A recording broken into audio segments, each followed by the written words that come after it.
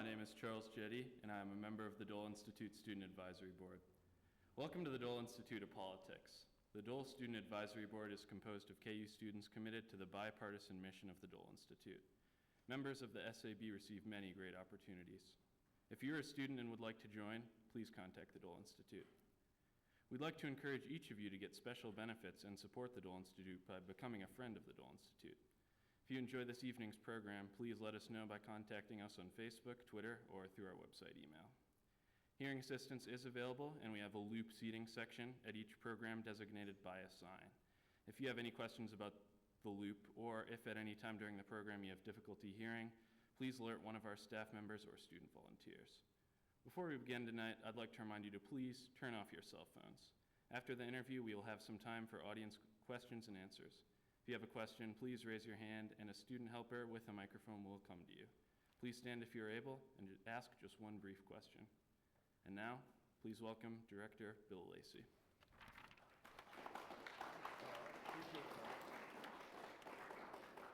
Thank you, Charles. Thanks to all of you for coming out tonight.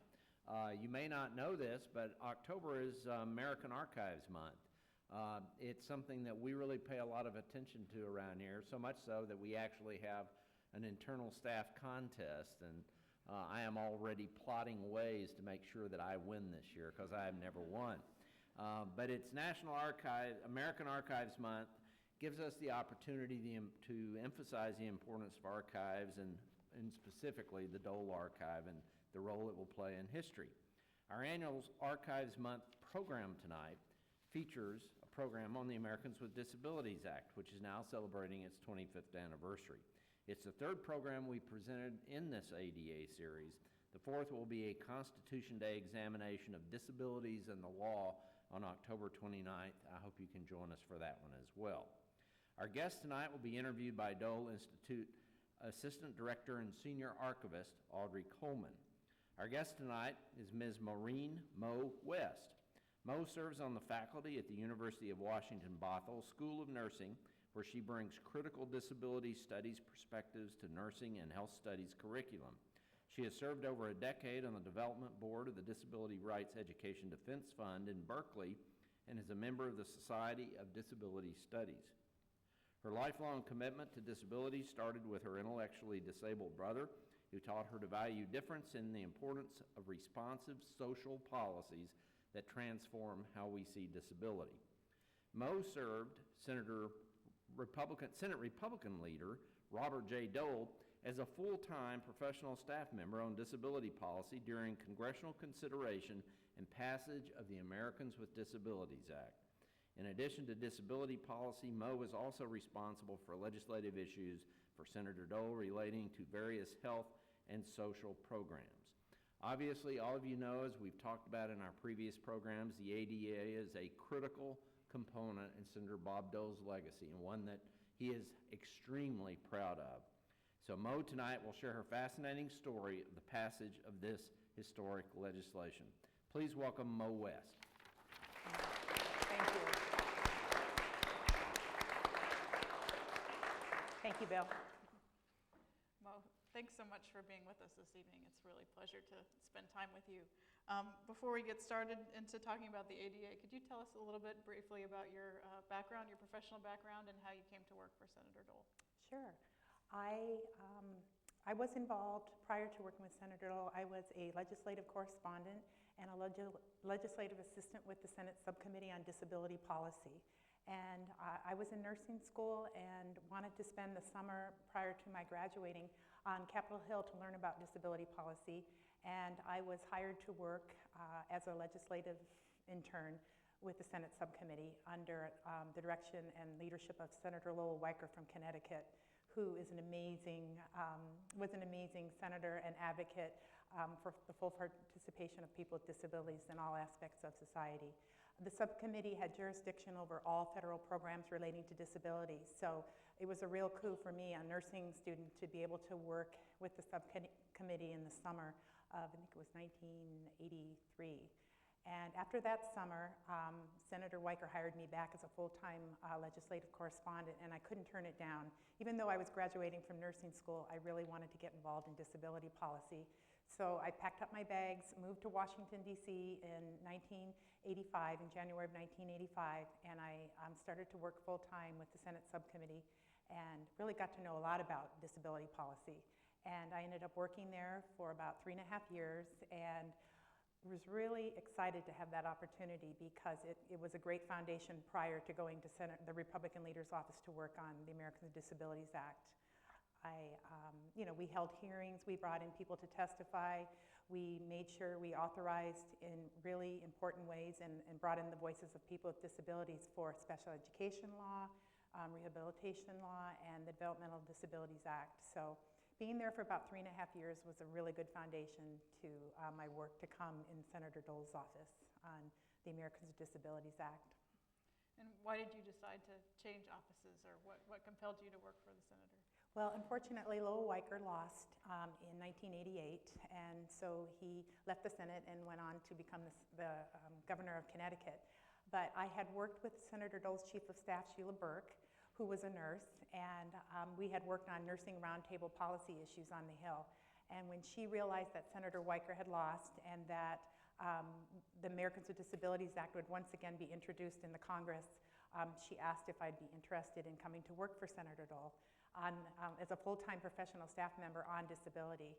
And of course, I didn't want to turn that down. And unfortunately, we lost a great hero in Senator Weicker, but I was able to take what I'd learned and continue to be an advocate and work with the senator on the reintroduction of the final Americans with Disabilities Act that we all got to witness become public law.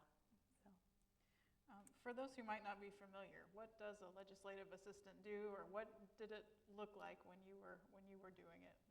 What was a day in the life like? Oh, that was really interesting because prior to working for Senator Dole, I was in a subcommittee office in one of the Senate buildings. And when I came to work for Senator Dole, it was a lot different. There was an immense amount of power. He had this beautiful office in the Capitol and access to just about anything I wanted.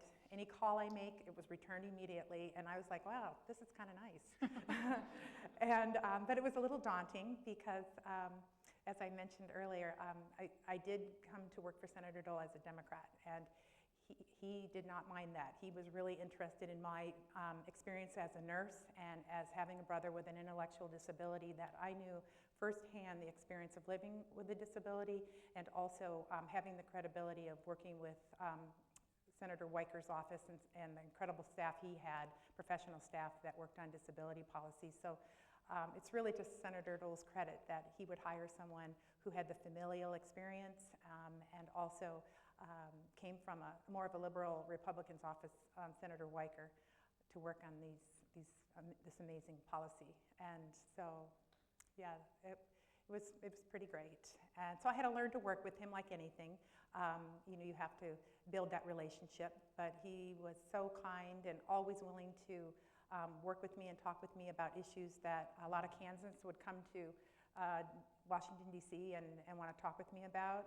We basically, during the entire 4 years I worked with him, I saw him on a daily basis and talked with him about disability and brought in people from throughout the country and the world that would come to the Senate and want to hear how we were doing on the ADA, what was it going to be about, what was the plan to get it passed. And he was just open to everybody and gave me full opportunity to work not only with the disability advocates in the business communities and all of the stakeholders in the ADA, but sent me back here to Kansas 2 and 3 times a year to meet with the advocates and to really partner with the disability community here. So the folks in Kansas had their footprints and their voice really aligned all throughout the process. And many of the people here in this room were my disability advisory committee throughout the ADA passage, so I thank you.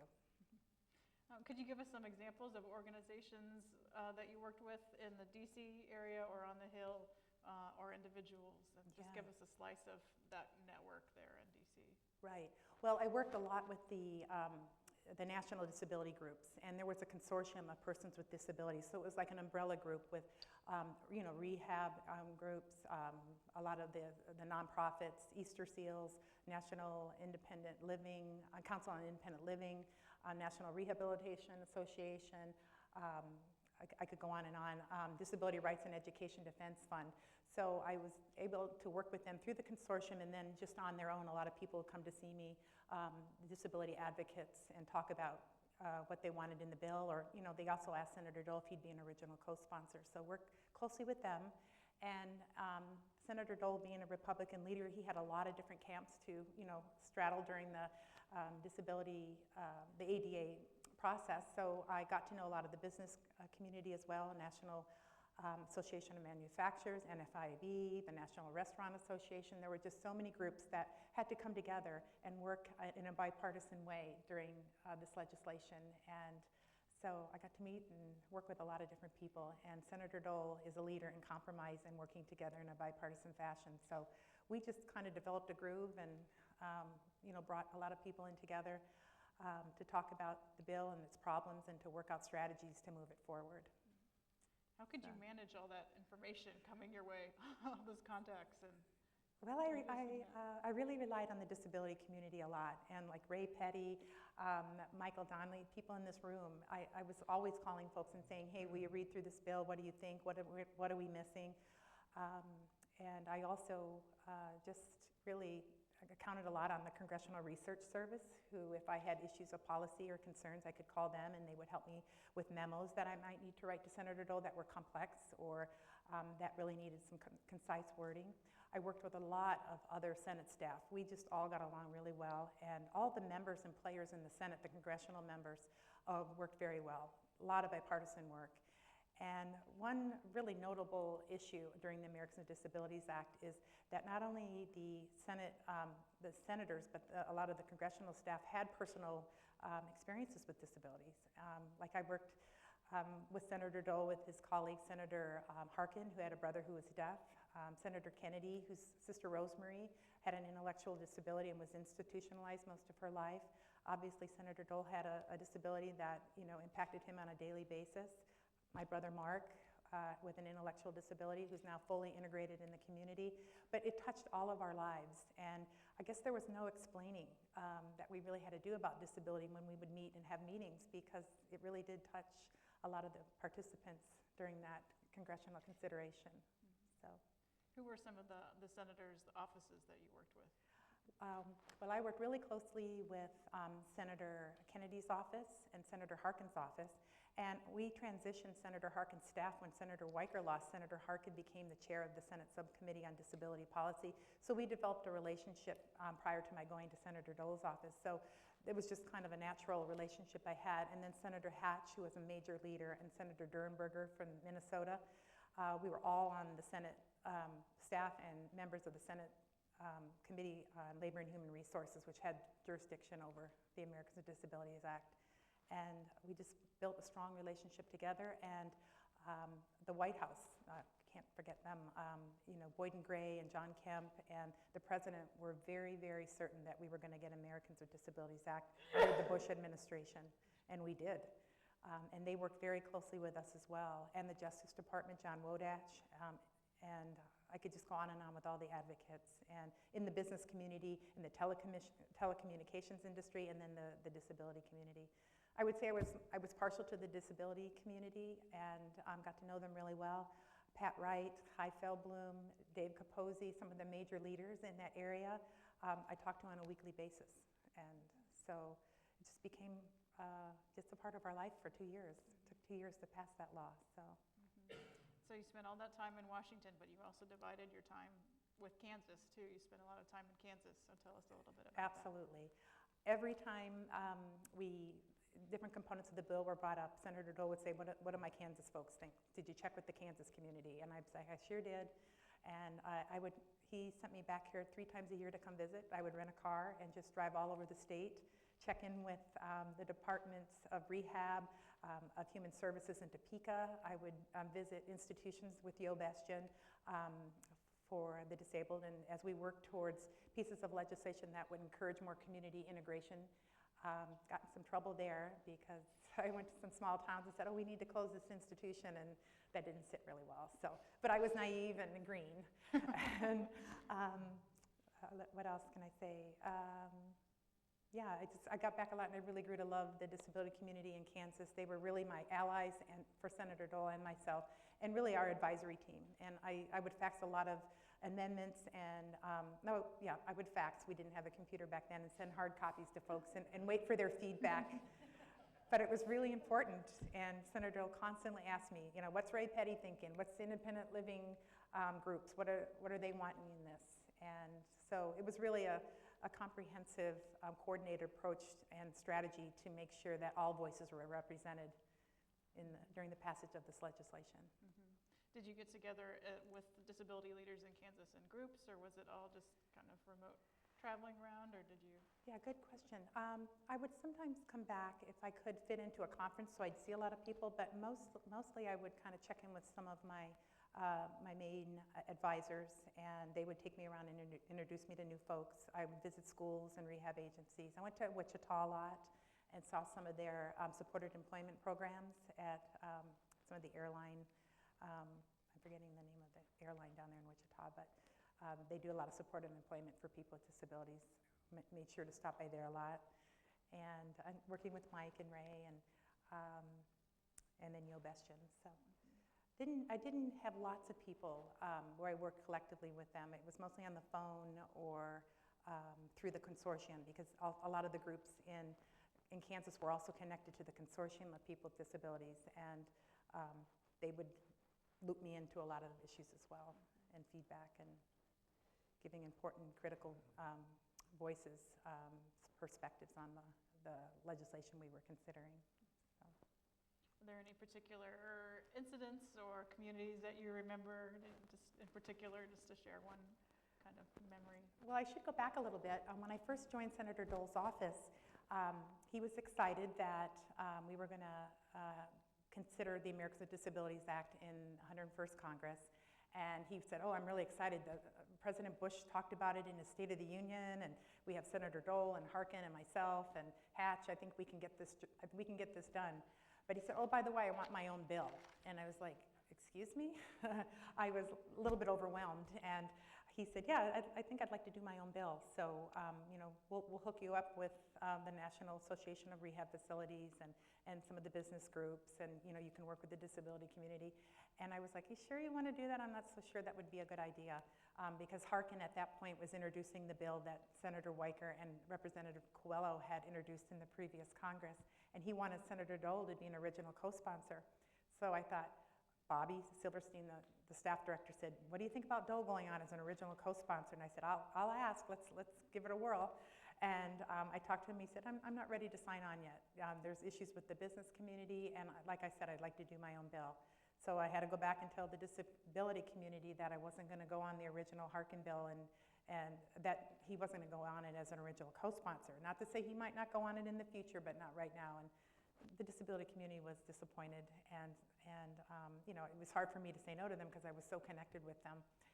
But with a little work and with that constant communication with the disability community, Senator Dole ended up acquiescing, and he decided, well, if I'm not going to do my own bill, because the disability community didn't want a proliferation of 2 or 3 ADA bills. It was like there was going to be one bill, and there was a really strong national movement to have one bill that had the footprints of the business community on it, the disability community on it, and really all the societal stake players in this landmark legislation. So Senator Dole did say, okay, I'm willing to step aside and not do my own bill, but I want to make sure that the voices of the business community are heard in that. And so we worked around that, and he ended up testifying before the Labor and Human Resources Committee to talk about what he would like to see in the bill, and that would be a technical assistance component to this very huge piece of civil rights law. And so he did an amendment when the bill ended up passing out of the Labor and Human Resources Committee to add a provision to the law that develop technical assistance centers. So there's now 10 regions, and they each have technical assistance centers, and they help with the implementation of this law with employers, with restaurants, places of public services, the telecommunications industry, et cetera. So that was a big part that he played. And then also looking at some tax credit relief for small businesses that would make accommodations to their store, their work site, any cost that would go into making accommodations for people with disabilities. And he kind of got those two during the Senate process, and he just really wanted to be a player and let the legislative process do its work, let the bill go through the committee.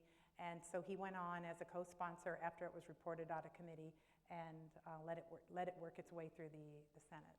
Okay. So that would have been about fall 1989 Yes, when yes. that happened. Okay.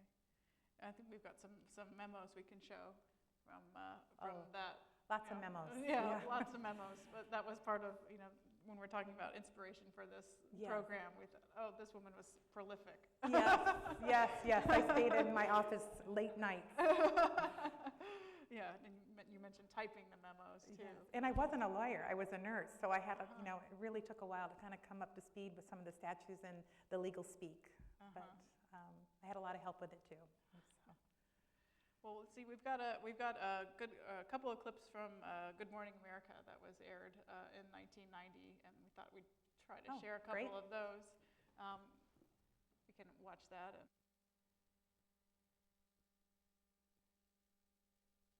It has been called a Bill of Rights for 43 million people, the Americans with Disabilities Act. Now, later today in Washington, its supporters will march from the White House to Capitol Hill. The purpose, to urge House members to follow their Senate colleagues and pass the measure this year. And joining us now in Washington is Senator Robert Dole. He is the Senate Minority Leader, and he is a co-sponsor of the legislation. Now, in case you might not be aware, Senator Dole does have a special perspective on the challenges disabled people face. He lost the use of an arm in the Korean War. Good morning, sir. Morning. Now, this has been called, what, an emancipation proclamation for the disabled. Is that hyperbole, or do you think that's really as powerful as it sounds? No, I think it's really true. I think it is an emancipation. We're the largest and probably the poorest group that's not protected by civil rights protection. It's a very important piece of legislation for some. Oh, they say 43 million, but I assume those who have a major impairment and say walking, talking, whatever, probably a smaller figure, but it's certainly landmark legislation for disabled Americans. What exactly is it going to do? It's going to open up opportunities for us in employment, public accommodations, communications, and that's really what it's all about. We find that most disabled people really want to work. About 2/3 are out of work, but you give a disabled employee an opportunity, and they're going to be very loyal, they're going to be on time, they're going to do good work. And what this bill really says is that if you have a disabled person and a non-disabled person, and they both have the same skills except for some device, you don't consider that. And you don't discriminate against a disabled person because he might need a headset or might need a wheelchair or something else. Now, It's just a quick excerpt. Yes. And you remember that recording? I remember that day well, yes. They said they want to interview Senator Dole on the Americans with Disabilities Act because he had gone on as a sponsor and he had so much credibility in the Senate, and he really helped move that bill through the Senate. It only went through one committee, which is amazing. And it had left the Senate after we passed it and went to the House and went through 4 different committees. So it was slowed down a little bit. And on March 12th, because it was slowing down a little bit in the House and there was some rumblings about a disability rights kind of protest against how slow it was making its way through the House, the media got wind of that, and they wanted to talk to Senator Dole about, where is this bill going? How important is it? And he did a great job with that interview, yeah, really started to get the ball rolling in securing its passage in both the House and Senate. So. And what event was he referring to that happened that day? There was an important event, I'm sure a lot of you know. It's called the Capitol Crawl, and people with disabilities, the ADAPT group out of Colorado, which is an amazing group, was really challenged. They've really resisted being placated against and not having an accessible transportation system. And they decided to come to Washington because it was taking too long to get the ADA passed in the House. So they started at the White House and were protesting and made their way up Pennsylvania Avenue. We probably had about 300 people in wheelchairs using assistive devices, canes. They walked all the way up to the Capitol and got to the Capitol steps and got out of their wheelchairs and relinquished any assistive device and crawled up the 84 steps to the Capitol on the House side. And it was twofold. The reason they did that was to first try to get the House members out there to talk about it and to get them to pass the bill. But also, the House of Representatives was not accessible on that side. The left side, the Senate side, was accessible, but there wasn't an accessible entrance to the House of Representatives. And you know, that was pretty powerful given that the House was considering that bill at that point and they couldn't get access to it. So they made their way up, and a lot of the media took that on, and there's some really historic photos from that. Tom Olin, who is a prolific disability photographer, captured that, and it is really a critical part of disability history. But that happened that day, and then the second day, a lot of people came back and chained themselves in the rotunda to their wheelchairs, and that was just packed. There was probably 500 people there, and they had to come in and cut the wires. It was just a resistance to not moving the bill fast enough in the House. And actually, the bill was moving fast in the House. It was the day that they did the Capitol crawl. There were hearings going on in the House about accessible transportation. So, you know, some people didn't feel that it was the right way to go to do that. But looking back historically, there was another reason, you know, non-accessibility to the House of Representatives. So, do you recall Senator Dole's reaction to those events, or did he share any thoughts with you about? I do remember them, yes. His office was in the Capitol, so when they came up and locked themselves in the rotunda or chained themselves to their wheelchair, he said, they're not going to get very far doing that. He wasn't really happy with that. He would much rather have you say, hey, I need to come talk with you. This is really important. What can we do to continue to push this bill forward, rather than maybe protesting like that.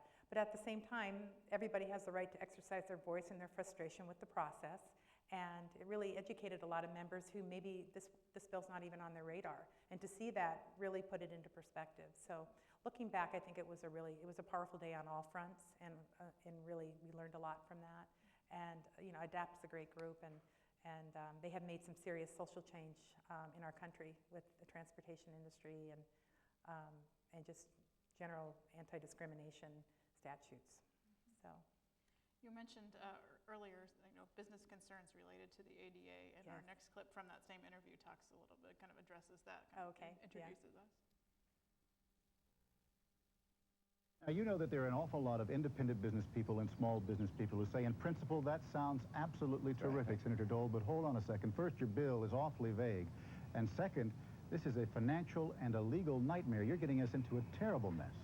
Well, that's one of the arguments used on the Senate side. We think it's being addressed maybe a little bit more on the House. Let's just take example, a drugstore or dry cleaning establishment or some other place, a private business where you have to make accommodations for those in wheelchairs, those who may be blind or deaf or whatever.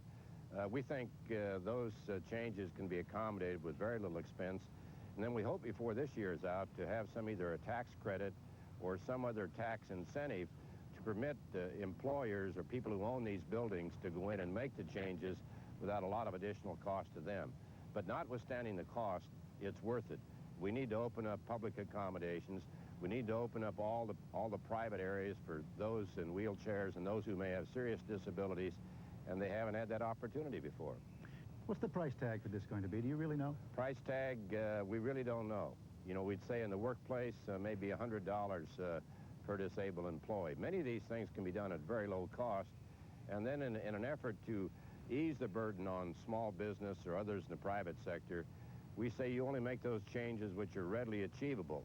So that I think, there'll probably be some lawsuits, I would guess, but we're not trying to put an undue burden on anyone. We are trying to make it possible for those who've been, in effect, shackled for the last 20, 30, 40, 100 years, to give them an opportunity to, in effect, emancipate them, as you said at the outset. So some real financial concerns, both for the budget and from businesses. So could you talk about what you remember of that? Yes, and Senator Dole was always concerned to make sure that the business industry and community felt represented in this bill. And you know, giving up his own right to write his own bill, he immediately went to, we need to educate businesses, we need to educate places of public accommodation and public services, human services, et cetera, that it is, you know, you do need to make accommodations. You know, there will be needed assistive technology to allow people with disabilities to do their job, but it just, through education and like he said, inexpensive accommodations, we can open up the workplace, we can open up society. And yes, there are expensive accommodations that need to be made, and we amended the tax code to make sure that if you put an elevator in your entity or you made some more expensive accommodations, that you could get a tax credit from that.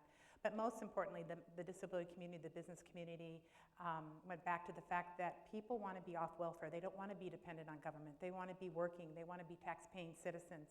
And that's where we needed to start, and to say, and the only way you're going to do that is open up the workplace and places of public accommodation and make them accessible for everyone.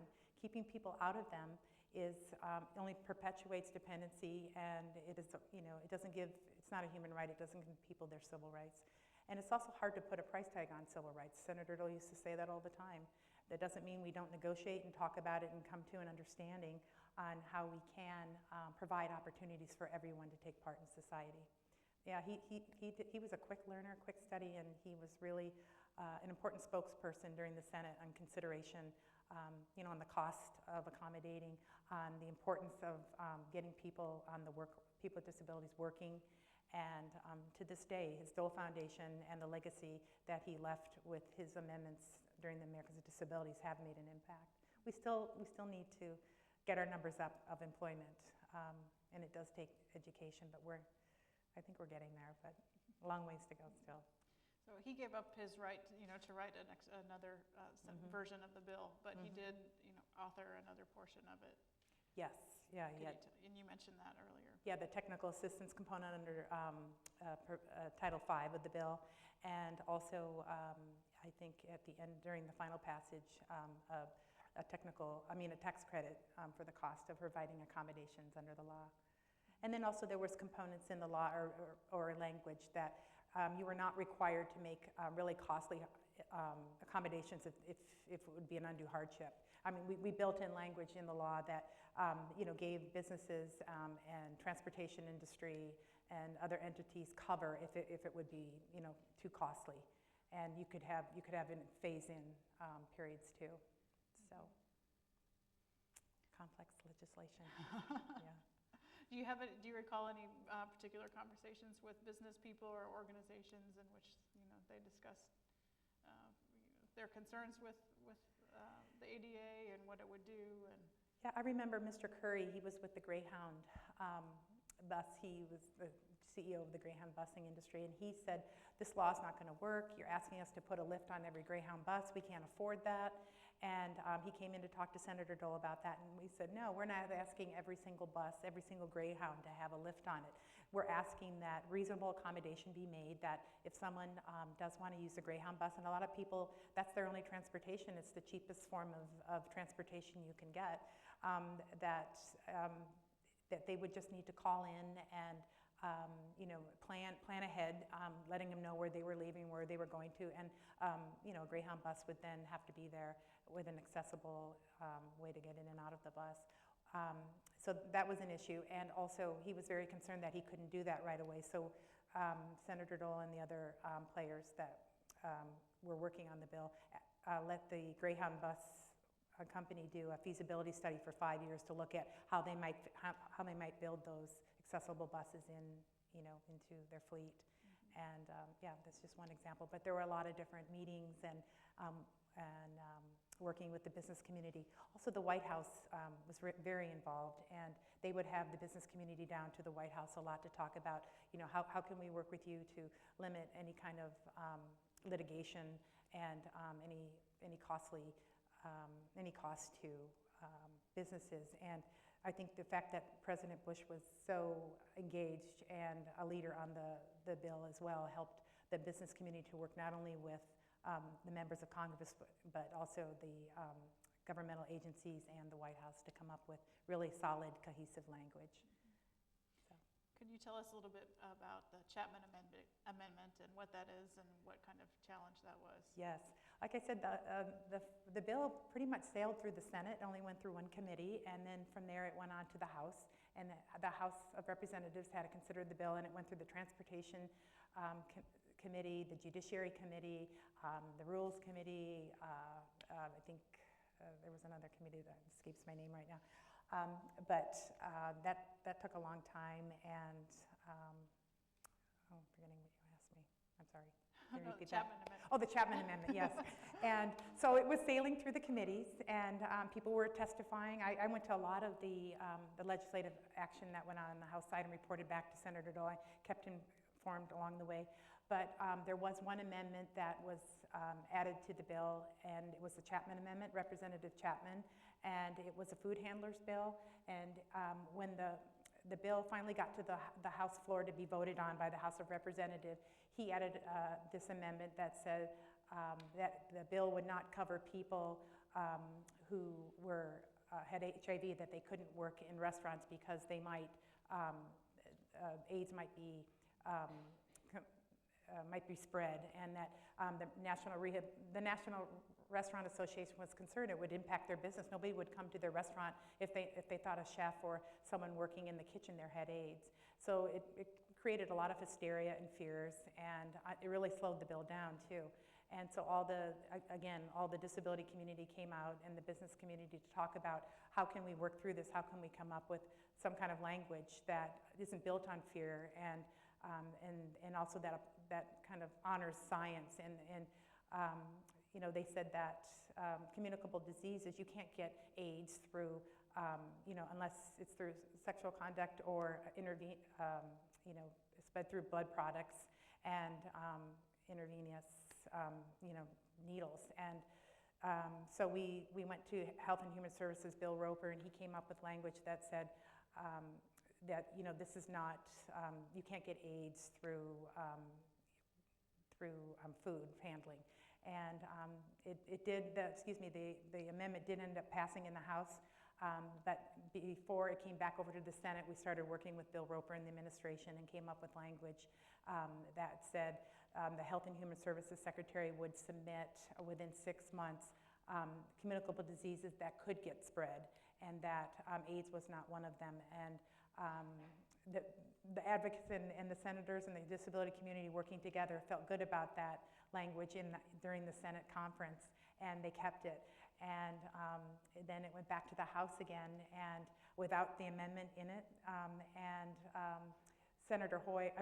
Representative Hoyer said that, oh yes, Senator Chapman's fine with it, we're going to get rid of it, and he really wasn't fine with it. Representative Hoyer said to Chapman when the bill came back to the House and they had to pass the conference committee that a man's got to do what a man's got to do, and we need to get this law passed. So it ended up passing without the Chapman Amendment, although there was language in there to address communicable diseases and whether that would be you know, a public threat to, you know, to restaurants. And so that was kind of maybe not the best way to be upfront and transparent, but it moved the bill through and got it enacted. So, did you spend much time on the Senate floor, you know, watching the deliberation, or? I was with Senator Dole, yes, when it passed the first time out of the Labor and Human Resources and came to the floor for full consideration, and then again in its final passage. And it was quite an emotional day. We were on the floor with the Senate, the final Senate version, for about 4 or 5 hours. And in the Senate, there's an ante room right outside the Senate chamber. And we had people, John Wodash from the Department of Justice, we had folks from Health and Human Services, and the entire disability community right outside of the Senate waiting to see if this bill was going to pass. And we had experts and, you know, professional folks that really knew the different statutes that were there to answer any questions someone might have. And another key issue during the passage was that there would not be any amendments brought forth, that we really tried to flush out a lot of people's concerns in the committee, during committee action in both the House and Senate, and that there wouldn't be a lot of you know, last-minute changes to the bill that took, you know, almost 2 years to get written and passed. So yeah, it ended up going really well, and lots of tears. Senator Dole shed a tear or two that day, I think, out of the pride that it passed, and he was very invested and really a credible and very important leader on this law. And so what were you doing on the day that the ADA was signed, and do you remember the scene? Oh, he was so nice. Senator Dole said, "You want to ride with me to the White House?" I'm like, "Sure." So yeah, I went down with him in his limo, and we drove right up to the White House, went in, got to see the Oval Office. It was a beautiful, beautiful day. I had a couple folks from Kansas with me. They stayed with me in my apartment, and I said, "Oh, you want to ride with the senator?" So they were really excited. And then we went out into the lawn where the bill was signed. Just 3,000 people on the lawn of the White House, and President Bush signed that bill into law that day. He mentioned Senator Dole in his remarks, and it was just a really powerful moment. I'm not sure if anybody here was there, but yeah, you can read about it and feel like you were there with everything. So were you able to, did the celebration last very long, or did you? Oh, get yes, back it was to an all-day celebration. He signed the bill probably about 11 in the morning, and then all the disability community was invited across to the ellipse there, and we had a party, and there were bands, and I ended up coming back to the Senate. I had a lot of calls to return and things to do, but later that afternoon, we had a huge Senate celebration in the Hart Building, and all the people who came from Kansas, and there was probably about 30 of them, we all went to this party, and they had their photos taken with different senators, and we had just lots of hors d'oeuvres and talked, and just celebrated this really historic moment. It was, I'll never forget that day. I don't think anybody will that was there. So. And after its passage, did people have questions for you? And oh, yes. What was your job like afterwards? Yes, a lot of questions on implementation, and then the regs that had to be written by the various agencies, and that took a long time, but a lot of people, they were just excited, and then a lot of businesses saying, I really want to implement this. I want to be a part of it. Help me. Where can I find out information? Where's the technical assistance center going to be? How can we get information to the hands of employers? So I worked a lot as a resource, and I worked a lot with John Wodash at the Department of Justice to get people information and to just do some key education on what this law is and what it's about. There wasn't a lot of legislation after the Americans with Disabilities Act passed. I think people were kind of like, okay, let's just take a break. This has been a long 2 years. So I didn't work real intensely on legislation. It was mostly just speaking about what the ADA was after its passage and working to get appropriation money in the appropriations bill for technical assistance bill, for the technical assistance centers that would come about. And we have a lot of them today, and I think they provide a really great resource to folks on the importance of implementing this law and adhering to the law. You had relationships with people here in Lawrence and at KU, right? Yes. Were you involved in the planning for the Dole Center on Human Development, or? Not so much in the development of it. I would come back a lot and, again, talk to them to see what kind of legislation or policy needs they had in human services. I worked with Rudd and Ann Turnbull a lot, the Beach Center on Disabilities. And then I stayed involved with Senator Dole on the reauthorization of the older Americans Act, the Rehabilitation Act, and the various disability legislation, and would contact folks and let them know, what is it that you need from this legislation, what are we doing right, what are we doing wrong, or bringing in Kansans to testify on future legislation. I did that a lot and helped them write their testimony and appear before Congress, whether through the Finance Committee or the Labor and Human Resources Committee. So, and then I left the Senate about a year and a half after the ADA was passed to move to Seattle. So, yeah. You've been there ever since? Yeah, I have. And it was one of my proudest moments to serve in the Senate and watch, be able to witness the passage of this law and to work with many of the people in this room tonight. So. Well, before we turn it over to questions, Yeah. Is there anything else you'd like to add? Just to thank Senator Dole for this amazing opportunity and for his really critical leadership throughout the process. And he's so well respected, and he was so invested and such a leader, not only with the Americans with Disabilities Act, but 50 years prior to that. He's always really wanted to understand the discrimination and the barriers in people's lives with disabilities, and worked hard to change not only architectural barriers, but attitudinal barriers. And he worked constantly on the need to, not only for the ADA, but to open up opportunities for people with disabilities. And we owe him a great debt of gratitude for that. So. Thank you. Yeah, thank you. All right. So we'll have students come around with microphones if anyone would like to ask a question. I'm sure there are some.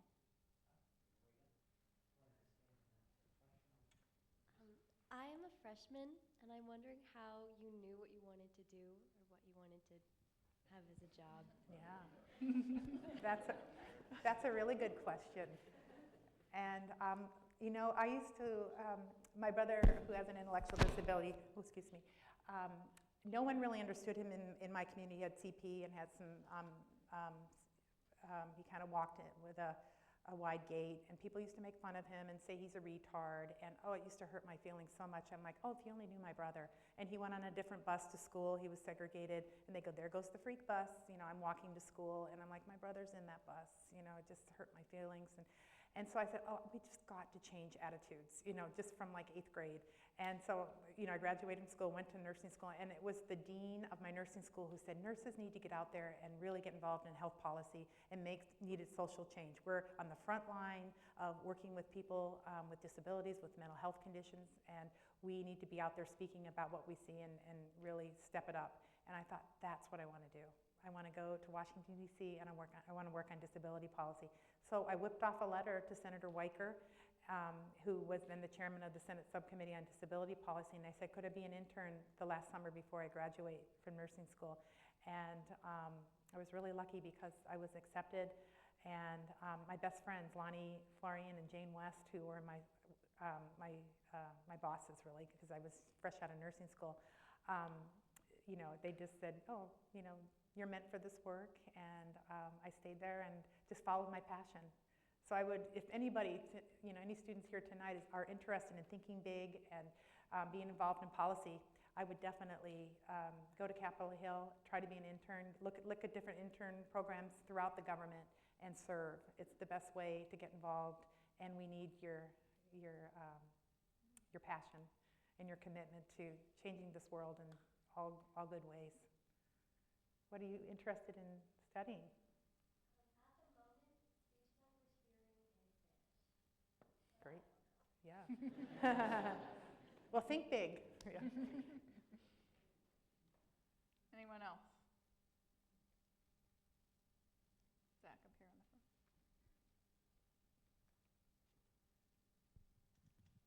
25 years later, how do you think we've done with this, with accessibility?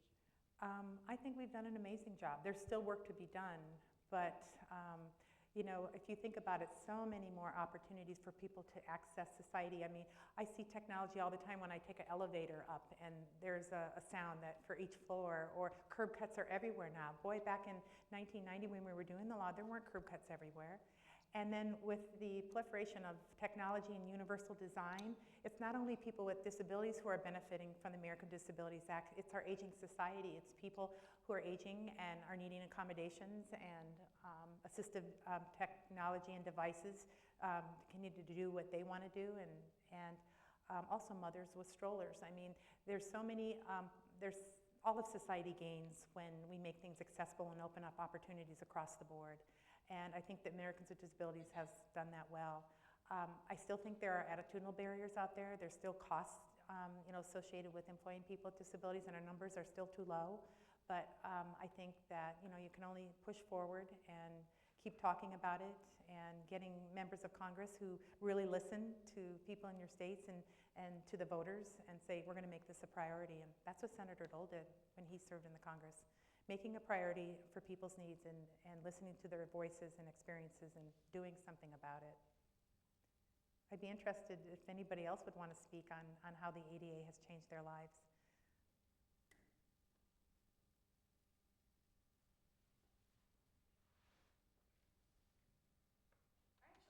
I actually work as a disability advocate at the Disability Rights Center of Kansas. Oh, awesome.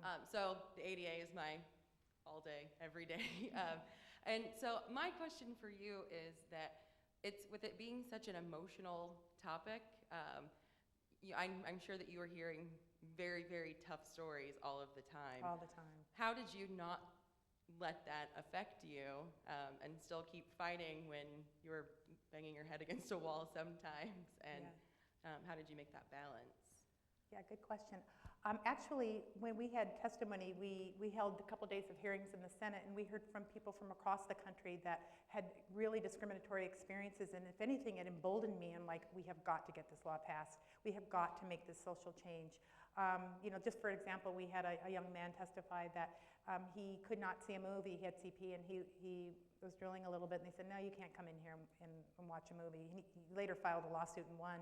But just for no reason, just the stigma of you're different, we're not valuing your difference, really motivated so many of us. And I think really kind of angered us that this was going on and that people were suffering in silence. And it was painful, but it was also, like I said, empowering. So, yes. Well, thank you for visiting us today and sharing everything. It's been invaluable. I wanted to ask you if you could share some with the audience about what disability studies means to you and how your experience in Washington, what you brought to your current commitment to disability studies. Yes. Well, yes, I do teach a course right now to nurses. It's in critical disability studies. It's a wonderful academic movement or field now. It's interdisciplinary in its approach, and it's really trying to move away from seeing disability through a medical lens only as something that needs to be cured and fixed. And I'm bringing that to nurses. I'm like, there is this medical model, and sure, people with disabilities need to access medicine and for their symptom abatement or to get well again, but it's not the whole picture that should be painted about disability, and that disability is really a socio-cultural and political phenomena as well. So it's really wonderful, and it's a complete honor to teach all this rich cultural narrative going on right now in universities in disability studies departments. It's really the experience of living with a disability and teaching about how complex and interdisciplinary disability really is. And so that's been really fun to teach. And it's also an honor because I talk about the history of disability going back to the eugenics movement, but also the disability rights movement. And I get to show films with all my friends in the movie that I got to meet when I worked on Capitol Hill with the disability rights community. There's a beautiful film out called Life's Worth Living. I don't know if you've seen that. I show that in my class. And that's a really wonderful overview of, pre-ADA when, Mr. Rob, I'm forgetting his first name, but can someone know? Ed Roberts, excuse me, yes, from Berkeley. He wasn't able to go to college because colleges weren't accessible back then. And he and his mother took it on and said, I'm going to go to University of Berkeley and I'm going to get my degree, and he did. And he made sure that university, he and his mother made sure it was fully accessible. And for a while he was in a hospital school the first year that he was at college, but then he and some other folks that were using a wheelchair, and they called the rolling quads. They took on the system, and they said, we're going to make this campus accessible. So he was an amazing leader, and the story kind of starts with him and then goes on to how we really opened up society and also led the way for the passage of the Americans with Disabilities Act. So it's fun to teach something that you were involved with, and when you watch these films and you read these amazing historical pieces of in disability studies, and so that's been really fun to bring together.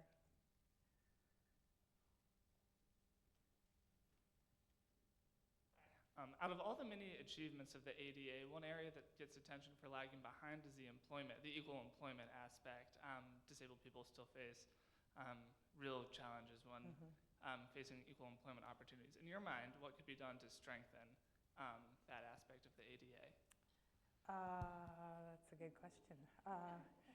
I think, well, first of all, just talking about disability and moving away from this medicalization of disability and realizing that people don't want to be dependent on government and health and human services agencies for all their needs, and they also don't want to move off federal programs that help them live independently.